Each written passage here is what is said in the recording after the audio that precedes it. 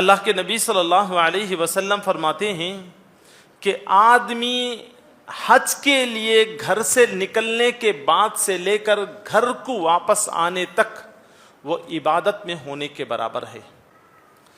تو یہ حج اور عمرہ گھر سے نکلنے کے بعد سے گھر تک پھر واپس پہنچنے تک جو ہے عبادت ہے. تو لازم ہے، ضروری ہے کہ ہمیں اس عبادت کا طریقہ بھی کے لیے احرام باندھنا ہوگا. احرام کہاں باندھنا ہوگا؟ حدود ہیں، حرم کے حدود ہیں. ان حدود میں داخل ہونے سے پہلے اپنے مرد حضرات اپنے سلے ہوئے کپڑوں کو نکال دے گا اور جو ہے غسل کر کے خوشبو لگا کر احرام کے کپڑے پہن لے گا. احرام کے کپڑے صرف دو ہیں مردوں کے لیے. عورتوں کے لیے جو عام لباس ہے وہی احرام ان کا ہوگا. ہاں اتنا فرق ہے کہ وہ ہاتھ کے دستانے نہیں پہنیں گے اور جو ہے چہرے کو، جو حجاج اکرام ہیں وہ روزہ نہیں رکھیں گے. اگر رکھنا چاہیں تو رکھ سکتے ہیں، اس میں کوئی منع نہیں ہے. مگر حج کے دنوں میں جو حاجی ہیں، عرفات کے میدان میں رکنے والے ہیں، ان کے لیے بہتر یہی ہے کہ وہ روزہ چھوڑ دیں. اور جو غیر حاجی اپنے اپنے وطن میں ہیں ان کو چاہیے کہ وہ عرفے کا دن کا ایک روزہ رکھیں. اللہ کے نبی صلی اللہ علیہ وسلم فرماتے ہیں وہ عرفے کا ایک روزہ رکھنے کی وجہ سے اللہ تبارک و تعالی ان کے 2 سال کے، 1 سال اگلے اور 1 سال پچھلے کے گناہ معاف فرمائے گا. الحدیث کتاب اللہ وخير الحدي حدي محمد صلى الله عليه وسلم وشر الأمور محدثاتها وكل محدثة بدعة وكل بدعة ضلالة وكل ضلالة في النار. فأعوذ بالله من الشيطان الرجيم. بسم الله الرحمن الرحيم. يا أيها الذين آمنوا اتقوا الله حق تقاته ولا تموتن إلا وأنتم مسلمون. يا أيها الناس اتقوا ربكم الذي خلقكم من نفس واحدة وخلق منها زوجها وبث منهما رجالا كثيرا ونساء واتقوا الله الذي تساءلون به والأرحام إن الله كان عليكم رقيبا. يا أيها الذين آمنوا اتقوا الله وقولوا قولا سديدا يصلح لكم أعمالكم ويغفر لكم ذنوبكم ومن يطع الله ورسوله فقد فاز فوزا عظيما. وقال الله تعالى في موضع آخر ولله على الناس حج البيت من استطاع منكم سبيلا ومن كفر فإن الله غني عن العالمين. وقال النبي صلى الله عليه وسلم وعن أبي هريرة رضي الله تعالى عنه قال خطبنا رسول الله صلى الله عليه وسلم فقال أيها الناس قد فرض الله عليكم الحج فحجوا. رواہ مسلم. ہر قسم کی تعریف و توصیف، بڑائی، بزرگی، عزت و جلال، حمد و ثنا اسی اللہ وحدہ لا شریک لہ کے لائق و زیبا ہے جس نے تمام مخلوقات کو تنے تنہا پیدا فرمایا. ان کو روزی روٹی دینے والا، ہوا پانی دینے والا وہی اکیلا ہے. سارے مخلوقات میں انسان کو اشرف بنایا، انس و جن کی ہدایت کے خاطر کئی انبیاء کرام کو مبعوث فرمایا، کتابوں کا نزول فرمایا، اور ان کتابوں میں نبیوں کے ذریعے بتا دیا گیا کہ یہ شکر گزاروں کا راستہ ہے اور یہ نافرمانوں کا راستہ ہے۔ اور دنیا میں اللہ تبارک و تعالیٰ چھوٹ دیا ہے کہ چاہے تم شکر گزاری کا راستہ اختیار کرو یا ناشکری کا، دنیا میں تو اللہ تعالیٰ برابر روزی دے گا، مگر آخرت میں اس کی جھڑتی دینا ہوگا۔ اس مختصر سی حمد کے بعد ان گنت لاکھوں کروڑوں درود و سلام ہو جیو پیارے نبی محمد صلی اللہ علیہ وسلم پر، ان کے آل اصحاب اور متبعین پر، جنہیں اللہ جل جلالہ عم نوالہ نے نبی آخر الزماں امام الانبیاء رحمت للعالمین بنا کر بھیجا۔ تو برادران اسلام، خطبہ مسنونہ کے بعد آپ حضرات کے سامنے سورہ آل عمران کی 90 پر 7ویں آیت کا آخری حصہ پیش کیا گیا ہے، اور مسلم شریف کی ایک طویل حدیث کا ابتدائی حصہ پیش کیا گیا ہے۔ اسی کے ضمن میں کچھ باتیں میں آپ کے سامنے رکھ کر اپنی بات کو ختم کرنے کی کوشش کروں گا۔ برادران اسلام اور پردہ نشین خواتین اسلام، حج اسلام کے ارکان میں سے ایک رکن ہے اور آخری رکن ہے۔ یہ اللہ تبارک و تعالیٰ کی مقرر کردہ ایک ایسی عبادت ہے جس میں اپنا مال بھی لگتا ہے اور اپنا تن بھی لگتا ہے، محنت بھی کرنا پڑتا ہے اور پیسہ بھی خرچ کرنا پڑتا ہے۔ اللہ کے نبی صلی اللہ علیہ وسلم فرماتے ہیں کہ آدمی حج کے لیے گھر سے نکلنے کے بعد سے لے کر گھر کو واپس آنے تک وہ عبادت میں ہونے کے برابر ہے، جیسا کہ اللہ کے نبی صلی اللہ علیہ وسلم کی ایک اور حدیث ہے کہ اگر کوئی شخص اذان کے بعد مسجد میں داخل ہو کر فرض نماز کا جس وقت تک انتظار کرتے ہوئے بیٹھتا ہے جماعت کا، گویا کہ اس وقت تک وہ نماز کی حالت میں ہونے کے برابر ثواب ہے۔ تو یہ حج اور عمرہ گھر سے نکلنے کے بعد سے گھر تک پھر واپس پہنچنے تک جو ہے عبادت ہے، تو لازم ہے، ضروری ہے کہ ہمیں اس عبادت کا طریقہ بھی معلوم ہونا چاہیے۔ حج، اس کے متعلق عمرہ اور حج یہ دو چیزیں ہیں، ایک پہلے عمرہ ادا کیا جاتا ہے، پھر اس کے بعد حج ادا کیا جاتا ہے۔ میں سب سے پہلے عمرے کے متعلق آپ کے سامنے بتاؤں گا۔ ہم سمجھتے ہیں کہ ایک بہت بڑا مشکل عمل ہے، جانکاری حاصل ہونے کے بعد وہاں پر جانا چاہیے، مگر مختصر سا اگر تھوڑی دیر بھی ہم لوگ اس کا مطالعہ کریں گے یا مطالعہ کیے ہوئے لوگوں سے ترتیب کے ساتھ دل لگا کر ایک دو مرتبہ بھی اگر سنیں گے تو ہمارے عمرے اور حج کی ترتیب ہمیں معلوم ہو جائے گی۔ عمرہ ایک ہی طریقے پر ہوتا ہے، عمرے کا ایک ہی طریقہ ہے، اور وہ سال میں آپ کسی بھی مہینے میں عمرے کے لیے نکل سکتے ہیں، عمرہ کر سکتے ہیں، عمرے سے واپس اپنے گھر واپس پہنچ سکتے ہیں۔ اس کے لیے ہمیں اجازت ہے کہ عمرہ سال بھر یا سال کے 12 مہینوں میں سے کسی بھی مہینے میں ہم عمرہ ادا کر سکتے ہیں، مگر حج صرف ایک مہینے میں ہوتا ہے، وہ ذوالحجہ کا مہینہ، حج کا مہینہ بھی کہتے ہیں۔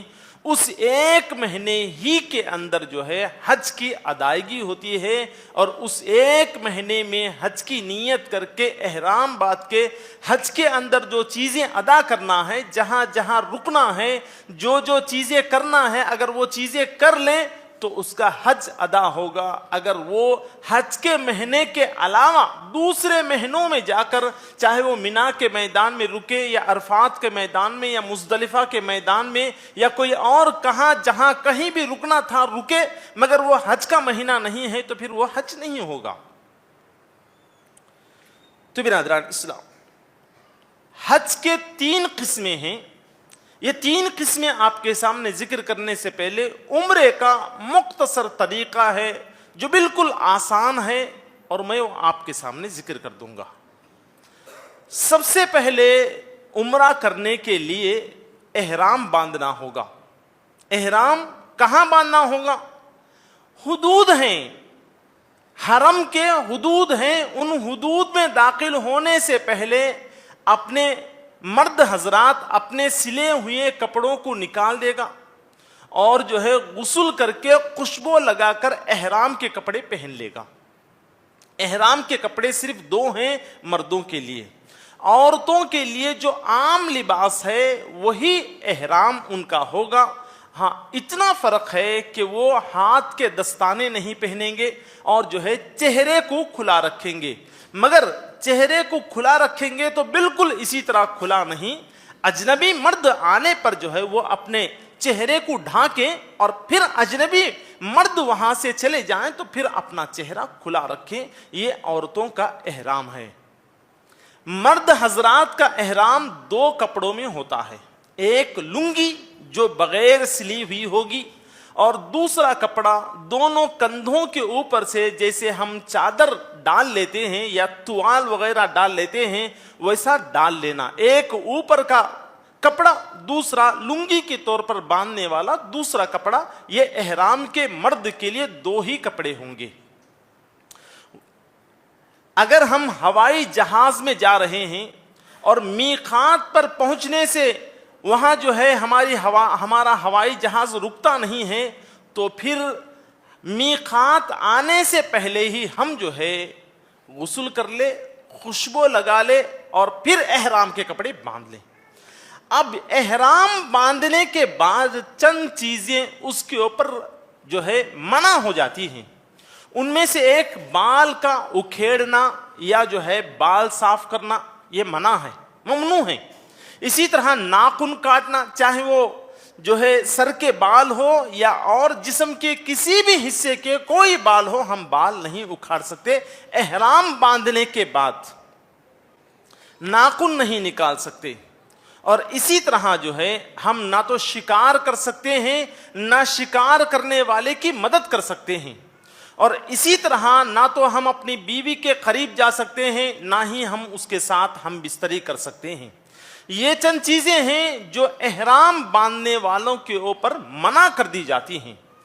احرام عمرے کے لیے جب احرام باندھتے ہیں تو سب سے پہلے دل میں ارادہ کر لینا چاہیے، جیسے ہم فرض نماز یا نفل یا سنت ادا کرتے وقت میں جیسی نیت کر لیتے ہیں بالکل اسی طرح ہماری نیت عمرے کی ہونی چاہیے۔ اور اس میں خصوصی بات یہ ہے کہ عمرہ اور حج کے لیے اپنے زبان سے الفاظ کی ادائیگی بھی ضروری ہے۔ ہم لوگ یہ سنتے ہوئے آ رہے ہیں کہ نماز میں اپنے زبان سے الفاظ کے ساتھ نیت ادا کرنا کوئی ضروری نہیں، دل میں نیت کر لیے ہم فرض نماز یا سنت یا نفل تو پھر جو ہے ہماری جو ہے نماز مکمل ہو جائے گی، دل کے ارادے ہی کو نیت کہتے ہیں۔ مگر عمرے اور حج میں دل کے ارادے کے ساتھ ساتھ دل میں نیت کرنے کے ساتھ ساتھ الفاظ کے ساتھ بھی نیت کرنا ضروری ہے۔ عمرہ کرنے والا احرام باندھتے وقت میں یہ الفاظ ادا کرے، اللہم اے اللہ، اللہم لبیک عمرتن، اے اللہ میں عمرے کے لیے حاضر ہوا ہوں، یہ ارادہ کر لیں اور احرام باندھ لیں۔ اور جیسے ہی مکہ معظمہ شہر مکہ میں پہنچے اور کعبۃ اللہ کو جیسے ہی ہماری نظر پڑی کعبۃ اللہ کے اوپر تو اسی جگہ رکیں اور اللہ سے خوب دعائیں کریں، اور احرام باندھنے کے بعد تلبیہ کہتے ہوئے جو ہے اپنا سفر کو جاری رکھیں، اور سفر کے درمیان تلبیہ کہتے ہوئے ساتھ میں ذکر و اذکار توبہ استغفار کرتے ہوئے جائیں۔ حج کے اور عمرے کے سفر میں اپنے زبان کو ہمیشہ ذکر و اذکار سے تر و تازہ رکھنا چاہیے، اور تلبیہ یہ ہے کہ لبیک اللہم لبیک لا شریک لک لبیک ان الحمد والنعمت لک والملک لا شریک لک۔ یہ تلبیہ ہم پڑھتے ہوئے جائیں. تو برادران اسلام، جیسے ہی ہم مسجد حرام میں پہنچے، کسی بھی دروازے سے ہم داخل ہوں اور ہماری نگاہیں کعبۃ اللہ کے اوپر پڑے تو وہیں پر رکیں اور خوب اللہ تبارک و تعالیٰ کی تعریف حمد و ثنا بیان کریں اور اللہ تبارک و تعالیٰ سے مغفرت طلب کریں اور جو کچھ مانگنا ہے مانگ لیں. اور اس کے بعد کعبۃ اللہ کے قریب جا کر جو ہے طواف کریں گے.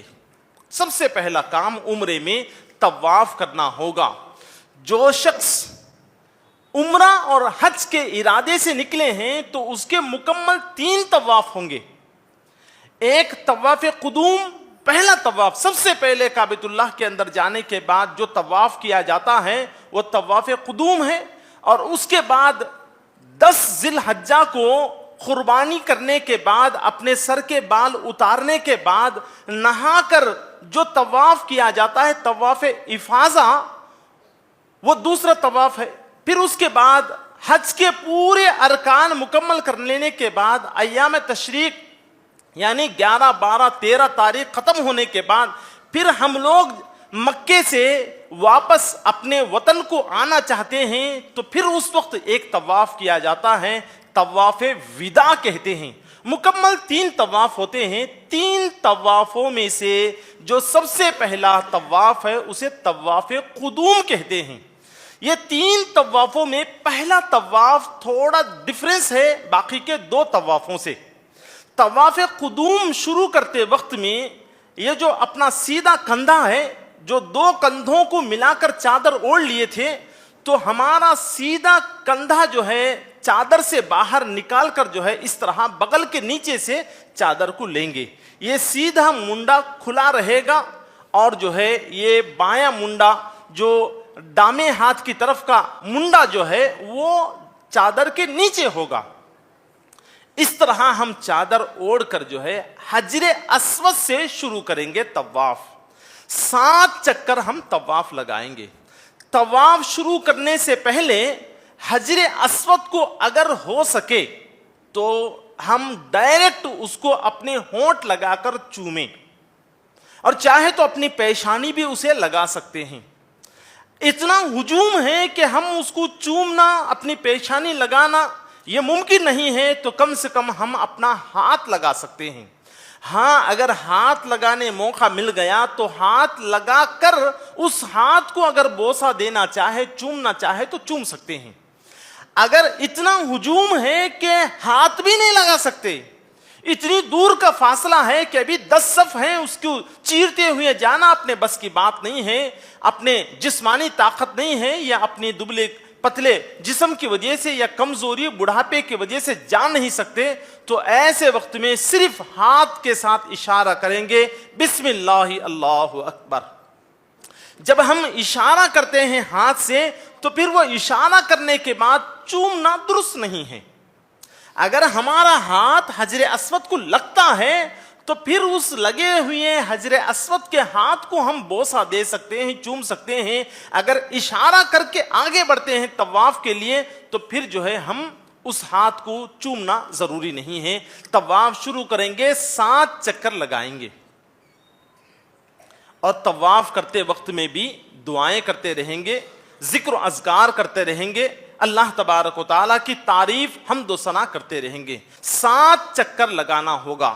چکر لگاتے وقت میں اگر کوئی بھول جائے کہ میرے 4 چکر ہوئے ہیں یا 5 ہوئے ہیں تو کم کی تعداد کو شمار کرتے ہوئے 4 ہوئے ہیں یا 5 تو 5 کو چھوڑ کر 4 لے کر جو ہے پھر 7 چکر مکمل کریں اور دعائیں کرتے رہیں. 7 چکر مکمل کرنے کے بعد مقام ابراہیم کے پاس جا کر 2 رکعت جو ہے نماز ادا کرنا ہوگا. یہ طواف پہلا ہو گیا، طواف قدوم.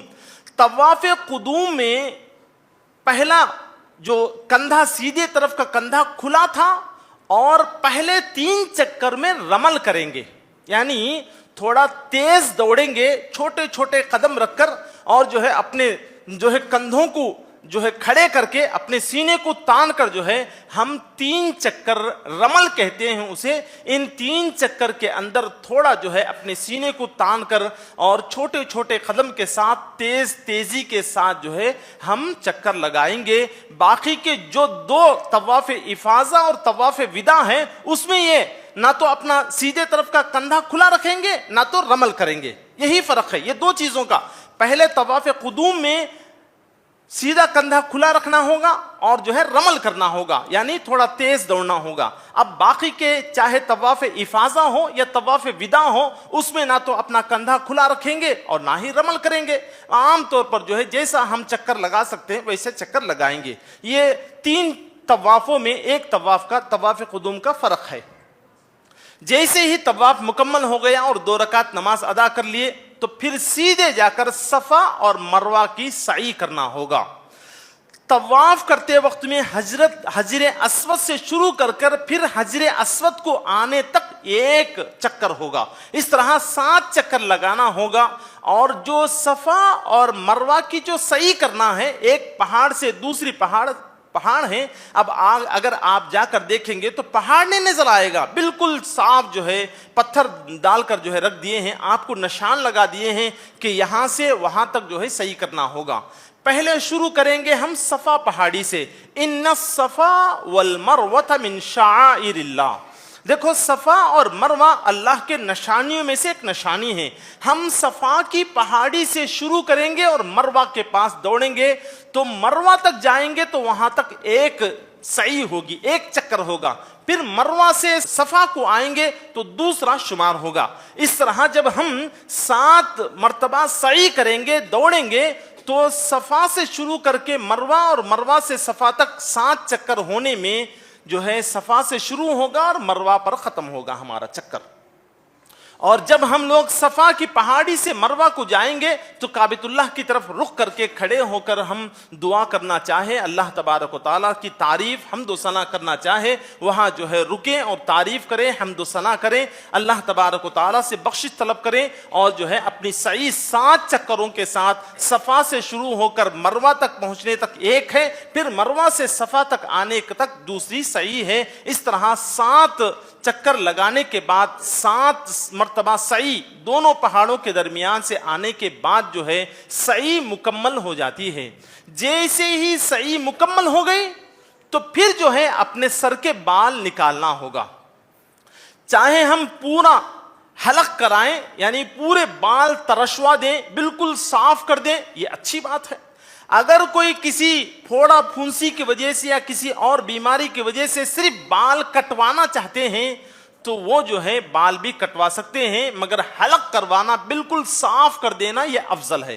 اور عورتیں جو ہے بالکل صاف نہیں کریں گے، وہ اپنے بالوں کا تھوڑا حصہ جو ہے کٹ کرائیں گے۔ یہاں کو جو ہے یہ 3 کام، ایک جو ہے کعبۃ اللہ کا طواف کرنا، 7 چکر لگانا، پہلے طواف میں جو ہے سیدھا کندھا کھلا ہوگا اور رمل کرنا ہوگا، دوسرا جو ہے صفا اور مروہ کی سعی کرنا ہوگا، تیسرا جو ہے اپنے سر کے بال اتارنا ہوگا۔ اب یہ 3 کام اگر ہم کر لیے تو ہمارا عمرہ مکمل ہو گیا الحمدللہ۔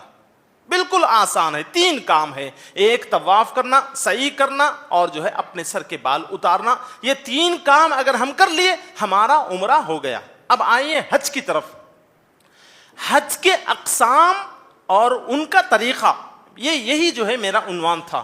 حج کرنے کے 3 طریقے ہیں، 3 طریقوں پر جو ہے ہم حج ادا کر سکتے ہیں۔ ان میں سے سب سے پہلا حج جو ہے حج افراد، دوسرا جو ہے حج قران، تیسرا جو ہے حج تمتع۔ حج افراد عمرہ نہیں کرتے، اس میں عمرہ اس سے پہلے بہت مرتبہ کر چکے تھے اور جو ہے اب صرف حج کا ارادہ لے کر گئے ہیں، تو ایسے وقت میں جس حج میں عمرہ نہیں کیا جاتا، صرف حج کیا جاتا ہے، اس کو جو ہے حج افراد کہتے ہیں۔ اور حج قران اس حج کو کہتے ہیں جو حاجی حج کے لیے نکلے تو اپنے ساتھ جو ہے ہدی کا جانور، قربانی کا جانور لے کر آئے، اور عمرہ کرنے کے بعد جو عمرہ میں آپ کو بتایا، یہ 3 کام، طواف، سعی اور اپنے سر کے بال نکالنا، یہ نکالنے کے بعد احرام باندھنے والا اپنا احرام کے کپڑے کھول دے گا۔ اپنے احرام کے کپڑے کھول کر سلے ہوئے کپڑے پہن سکتا ہے، اب بال تو اتار دیا، ناخن کاٹ سکتا ہے اور تمام کام کر سکتا ہے، مگر اپنی بیوی کے پاس نہیں۔ تو برادران اسلام، حج افراد آپ کو معلوم ہو گیا کہ ایک صرف حج کے ارادے سے آئے گا تو وہ حج کر لے گا۔ حج قران میں تھوڑا فرق یہ ہے کہ آدمی اپنے ساتھ جو ہے قربانی کے جانور کو لے کر آئے، ایک فرق۔ دوسرا فرق یہ ہے کہ آدمی عمرہ کرنے کے بعد حج قران میں عمرہ بھی ہوگا اور حج بھی ہوگا، دونوں ملا کر کریں گے۔ حج تمتع میں بھی عمرہ بھی ہوگا، حج بھی ہوگا، مگر حج قران میں پہلے عمرہ کریں گے۔ جیسے ہی مکہ میں آئیں گے، مسجد حرام میں داخل ہونے کے بعد جو ہے کعبۃ اللہ کو دیکھے، اس وہاں ٹہر کر جو ہے دعائیں کر لیے اور جو ہے 7 چکر لگا کر طواف مکمل کر لیے، اور پھر اس کے بعد جو ہے سعی کر لیے، اپنے سر کے بال اتارے بغیر جو ہے وہ رکے رہیں گے۔ رک کر جو ہے پھر اسی احرام میں رہیں گے، سلے ہوئے کپڑے نہیں پہنیں گے۔ سلے ہوئے کپڑے پہنے بغیر وہ اسی طرح انتظار کریں گے 8 ذی الحجہ، 8ویں تاریخ تک وہ انتظار کریں گے۔ پھر 8ویں تاریخ سے حج شروع ہوتا ہے، یہاں تک عمرہ ختم ہو گیا اور 8ویں تاریخ سے حج شروع ہوتا ہے۔ میں حج کے متعلق بتاؤں گا آپ کو۔ حج تمتع میں یہ ہوتا ہے کہ پہلے عمرہ ہوتا ہے، پھر اس کے بعد حج ہوتا ہے۔ عمرے کا کام مکمل ہونے کے بعد، سر کے بال اتارنے کے بعد جو ہے وہ احرام کے کپڑے کھول دے گا، اب پھر وہ معمول کپڑے پہن سکتا ہے، مگر حج قران میں وہ احرام ہی کے اندر رہے گا۔ یہی تھوڑا فرق ہے۔ تو برادران اسلام، اب دیکھیے 8 تاریخ، جیسے ہی حج کے مہینے کی 8 تاریخ ہوتی ہے، 8 تاریخ کی صبح کی نماز ادا کرنے کے بعد، فجر ادا کر لینے کے بعد اب حج کے لیے احرام باندھیں گے۔ اللہم لبیک حجن یہ کہیں گے، مگر حج قران والے احرام باندھتے وقت ہی میں دونوں کو ملا کر اللہم لبیک عمرتن و حجن کہہ کر احرام باندھے ہوں گے، کیونکہ دوسری مرتبہ احرام باندھنے کا ان کو موقع نہیں۔ عمرہ کرنے کے بعد اب انہوں نے احرام نہیں کھولا۔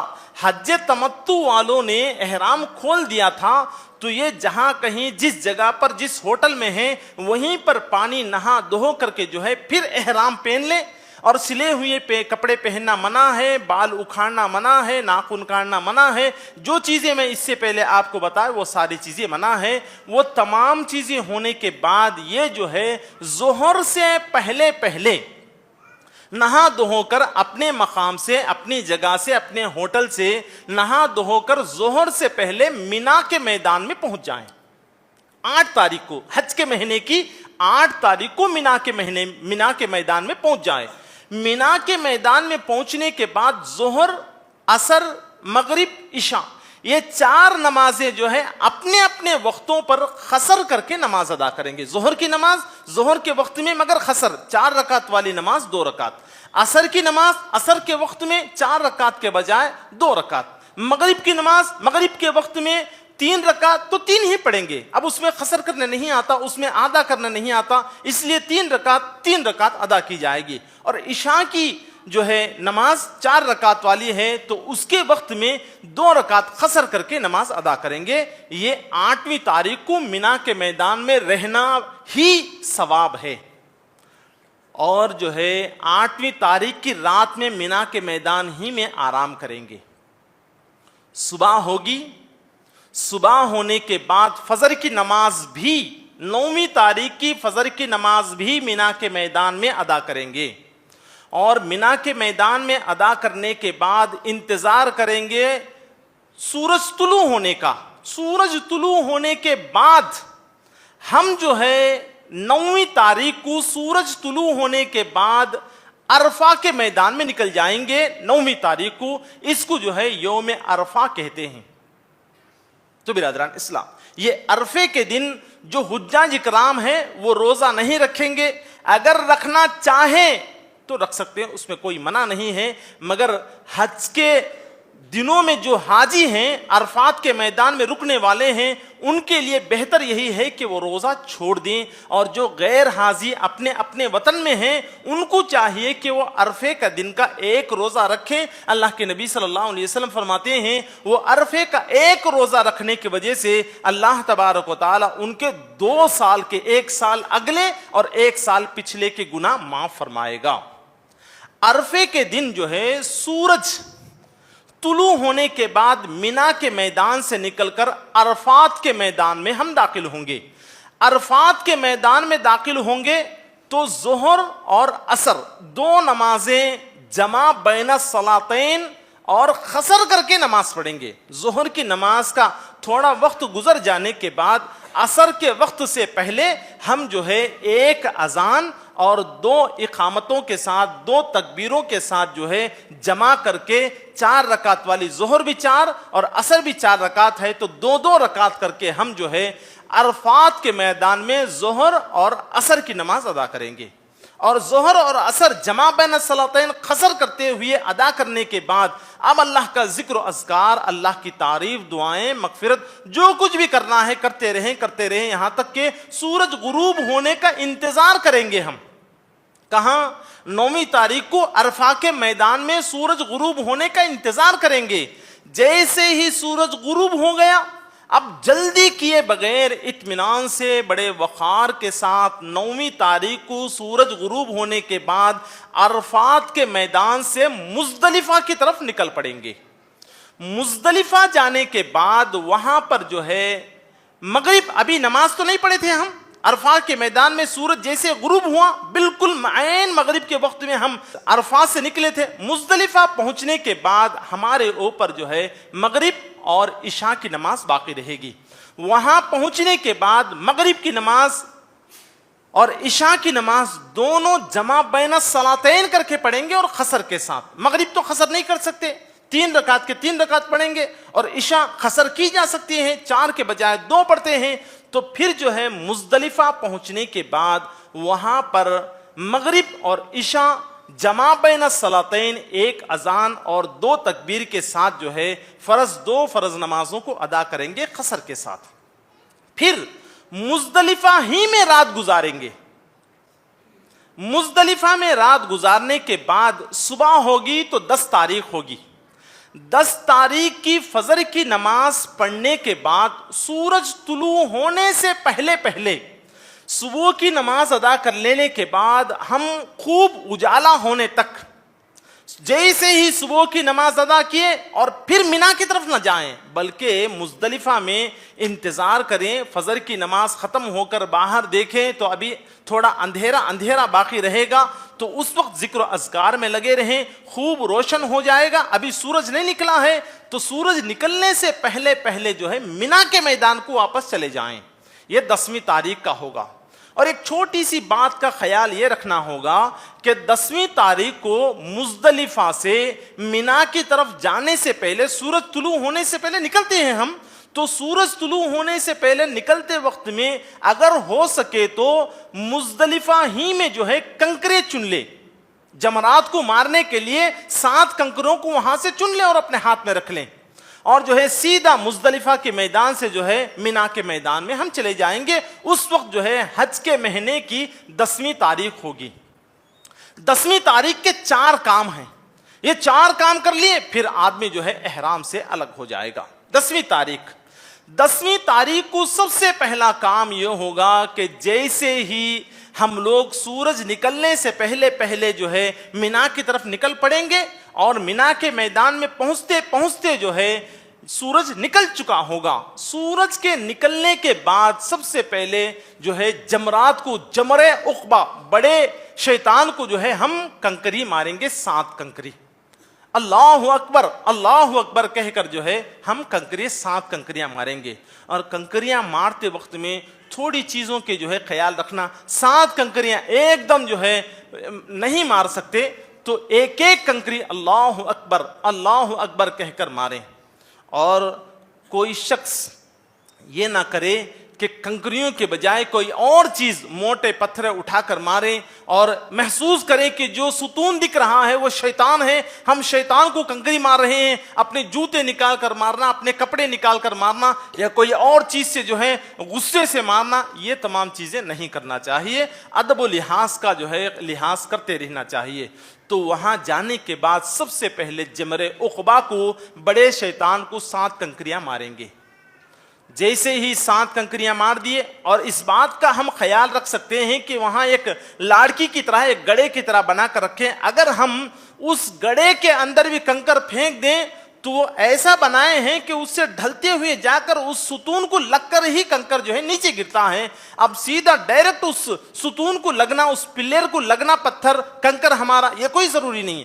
اگر اس گڑے میں بھی پڑ جائے تو وہ جو ہے سیدھا ڈھل کر جا کر اس ستون کو لگ کر ہی وہ نیچے گرے گا۔ جمرات کو کنکریاں مارنے کے بعد دوسرا کام ہمارا ہوگا قربانی کا جانور قربانی کرنا۔ حج قران والے اپنے ساتھ لانے والے جانور کو ذبح کریں، خود اگر ہو سکے تو اس میں سے خود کھائیں، اگر ہو سکے تو اس جانور کو اپنے ہاتھوں سے ذبح کریں، اس میں سے تھوڑا گوشت اپنے ساتھیوں کو دیں۔ غریب و غربا ڈھونڈ کر دور جانا تو ہمارے بس کی بات نہیں ہوگی، جو ساتھ میں ہے ان کو تھوڑا کھائیں اور کھلائیں۔ یہ دوسرا کام ہے۔ تیسرا کام ہے سر کے بال اتارنا۔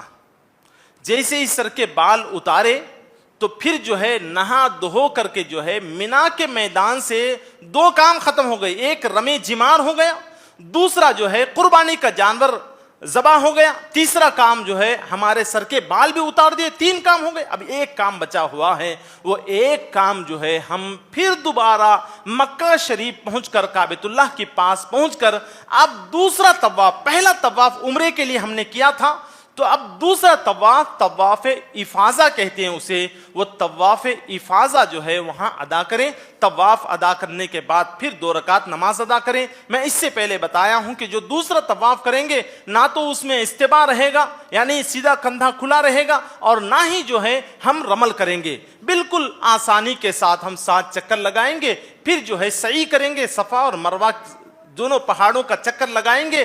تو اب جو ہے ہم جو کپڑے چاہے، آلریڈی ہم اپنے سر کے بال اتار کر جو ہے احرام کھول دیے تھے اور اپنے سیے سلائے کپڑے پہن کر جو ہے دوسرا طواف کیے تھے، یہاں تک جو ہے حج کے تقریباً کام ادا ہو گئے۔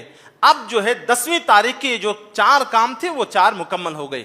اب 11، 12، 13 یہ 3 دن جو ہے ہم مینا کے میدان میں رہیں گے، اور ہر دن جو ہے ہم سورج کے طلوع ہونے کے بعد 3 جمرات کو، سب سے پہلے جمر اولا، دوسرا جمر وسطیٰ، تیسرا جمر اخرى، ترتیب کے ساتھ 7 کنکریاں ہم ماریں گے۔ اور جو ہے ان دنوں میں اگر آ کر مزید طواف کرنا چاہے تو جتنی طواف کرنا چاہے ہم طواف کر سکتے ہیں، یہ جتنی مرتبہ ہم طواف کریں گے اتنا ثواب ہی ثواب ہے۔ اور اگر کوئی شخص کام کی وجہ سے یا کسی اور ضروری کام کی وجہ سے جلدی مکہ سے نکل جانا چاہتے ہیں تو وہ حج کے مہینے کی 12 تاریخ کو جو ہے نکل سکتے ہیں۔ 11، 12، 13 تاریخ تک مینا کے میدان میں ہونا ہے۔ اگر کسی کو ضروری کام ہے تو 1 دن پہلے ہی نکل سکتے ہیں۔ جو 1 دن پہلے 12 تاریخ کو نکلنا چاہتے ہیں ان کے اوپر ضروری ہے کہ وہ سورج کے غروب ہونے سے پہلے پہلے مینا کا میدان چھوڑ کر مکہ جائیں، اور مکہ جا کر وہاں طواف کریں، اس کو طواف وداع کہتے ہیں۔ طواف وداع کر کے جو ہے وہ اپنے وطن کی طرف نکل جا سکتا ہے۔ اگر کوئی نکلنے کا ارادہ ہے، اپنے سامان کو باندھتے باندھتے مغرب ہو گئی ہے تو پھر اس کو اجازت نہیں ہے، وہ جو ہے رات کو رک کر صبح کرے گا، صبح کی نماز ادا کرے گا، سورج طلوع ہونے کے بعد پھر جو ہے جمرات کو کنکریاں مار کر جو ہے پھر وہاں سے جو ہے مکہ جائے گا اور طواف کرے گا، پھر جو ہے اپنے وطن کو واپس لوٹ جائے گا۔ جو اخیر میں طواف کیا جاتا ہے اس کو طواف وداع، جیسے الوداعی طواف کہتے ہیں، یہ طواف کر کے جو ہے وہ مکہ چھوڑ کر جو ہے اپنے وطن کی طرف نکل کر چلے جا سکتا ہے۔ تو برادران اسلام، یہ مختصر جو طریقہ تھا آپ کے سامنے میں چیدہ جگہوں سے جو ہے ملا کر آپ کے سامنے ذکر کیا ہوں۔ بس انہی چند الفاظ اپنی بات کو ختم کرتے ہوئے میں اللہ تبارک و تعالیٰ سے دعا کرتا ہوں کہ اللہ تبارک و تعالیٰ ہم تمام کو ہدایت کی دولت سے مالا مال فرمائے، اللہ تبارک و تعالی ہم میں کے ہر مسلمان کو اے اللہ حج کرنے کی توفیق عطا فرما۔ اے اللہ جن کے پاس استطاعت ہونے کے بعد بھی وہ حج کے لیے تیار نہیں ہیں، اے اللہ ان کو ہدایت عطا فرما، تیرے گھر کے حج کے لیے نکلنے کی توفیق عطا فرما۔ اے اللہ تمام حجاج کرام کے دعاؤں میں ہمارا حصہ نصیب فرما، اے اللہ ہمارے دعاؤں میں ان کا حصہ نصیب فرما۔ اے اللہ حج کے لیے نکلنے والوں کے راستے اے اللہ تو آسان فرما، ان کے راستوں میں کسی قسم کے فتنے فساد، لڑائی جھگڑے اور جو ہے اپنے زبان سے بےہودہ باتیں کہنے سے اللہ ہماری حفاظت فرما۔ اے اللہ کہنے سننے زیادہ عمل کی توفیق عطا فرما۔ بارک اللہ لنا ولکم فی القرآن العظیم ونفعنا وإیاکم بالآیات والذکر الحکیم، انہ تعالی جواد کلیم ملیک بر رؤوف رب حلیم۔